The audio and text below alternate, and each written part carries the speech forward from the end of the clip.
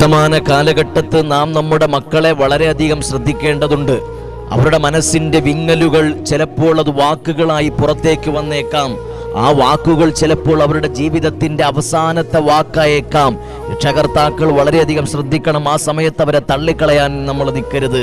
ഞാൻ പോകുന്നതോടുകൂടി എല്ലാം അവസാനിക്കുമല്ലോ, നിങ്ങൾക്ക് സന്തോഷമാകുമല്ലോ, ഒരു പോക്കങ്ങ് ഞാൻ പോകും, ഇതെല്ലാം അവരുടെ മനസ്സിന്റെ വിങ്ങലുകളുടെ അവസാനത്തെ വാചകമാണ്. ആ സമയത്താണ് ആ മക്കളെ നാം കൂടുതൽ ശ്രദ്ധിക്കേണ്ടത്.